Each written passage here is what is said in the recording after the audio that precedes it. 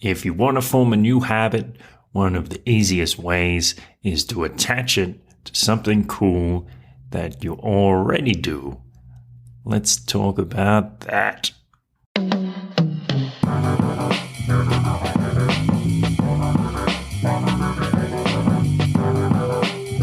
This is a beautiful thought. Welcome, beautiful thinkers. I'd like to talk about pairing habits. So I was listening to another conversation on Sam Harris's Waking Up app, his meditation app, and he had this conversation with the author of a book. It's called Atomic Habits. The author is James Clear, and he's talking in the book about how to build habits and how to remove negative habits, basically. And one of the key things, the key principles that he mentioned was pairing new habits with something that you already do. And especially if it's something that you already do that you feel positive about, that's going to help because the positive association rubs off. The positive affect of this existing action will also appear in the new habit that you want to do. So I thought about, the most obvious example of this is something like when we sit down to eat. Of course, most of us love food. We enjoy it, enjoy the sensation of it, the variety of it, even the art of making food, and the satisfaction when we finally put it on our plates and sit down to eat. And I remember seeing, for example, my buddy, Conscious Kenny, he has this habit where when he gets the food, he will move his nose right up to it and smell it just to enjoy it and begin to feel grateful about it. And so, of course, the natural thing when we have food is that wonderful habit of saying grace. So we have that opportunity to practice gratitude and think about, it's amazing that we have food.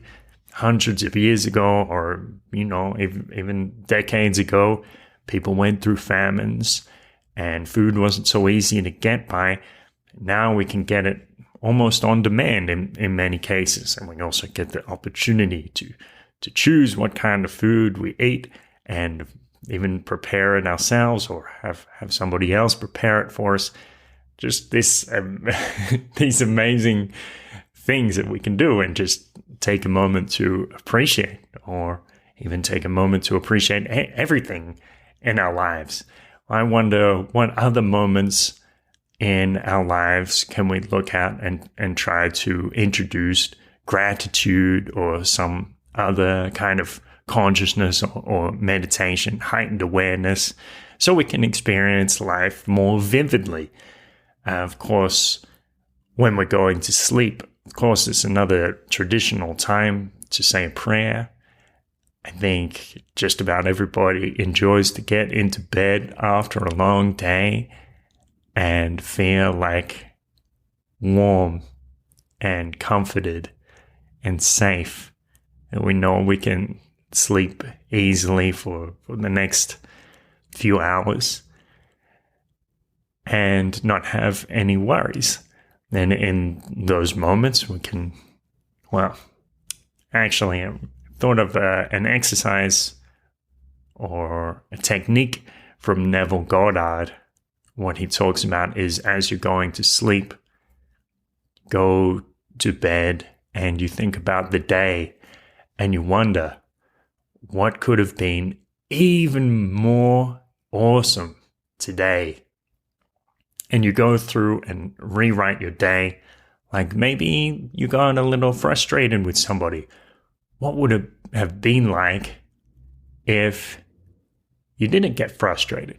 Actually, you met the situation with absolute peace in your soul and even delight. What would it have been like?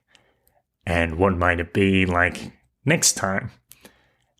Just like I mentioned in the episode about rewriting the past, Neville Goddard recommended doing that every day. And so that's another habit pairing that we can develop. I also think about Eckhart Tolle and The Power of Now. He talks about these little things, and this is interesting. So a lot of the time they're kind of neutral things. So things like descending or ascending the stairs. And in those moments, you think, how can I be more present? Or you focus on the air in the stairway. You focus on your feet, your shoes, meeting each step, the feeling of your hand on the railing is an opportunity for presence. It's something a lot of us do every day, up and down the stairs. Why not make it a little special? Every moment is an opportunity for something special. The next time you're on the stairs, maybe that will come to you. Now it's primed in your mind. Or say you're waiting in line. That's another opportunity that Eckhart Tolle mentions. And standing there, you start to look around you, observe the shapes and colors, listen to the sounds, the cars on the street or the wind through the trees, whatever is happening in that moment. It's another wonderful opportunity. And it's a little corny when Tolle says he gets to the front of the line and they say, "Thank you for waiting. Thank you for being so patient." And he says, "That's all right. I was simply standing here enjoying myself." That's the kind of patient, joyful character that he is. So we can think about little things that we do every day or every week, especially things that are positive, and we can think about, how can I be more present or more grateful or happier in those moments? Somehow just introduce a little bit of consciousness and presence, and perhaps that will make our days go much more lightly. Thank you for listening. Thank you for being present. Thank you for looking for those kind, wonderful little opportunities to improve your life. I'll talk to you soon. A beautiful thought. Thank you for coming along for the ride.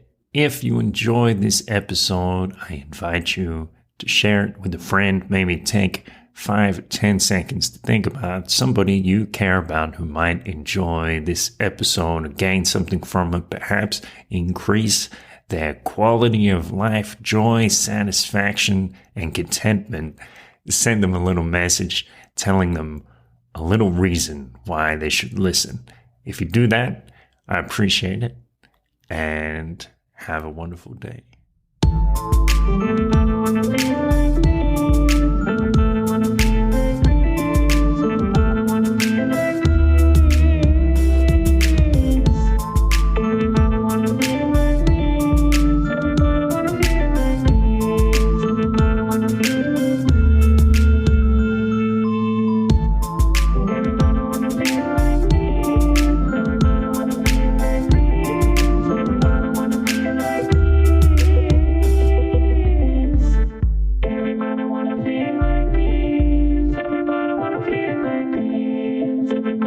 Feel like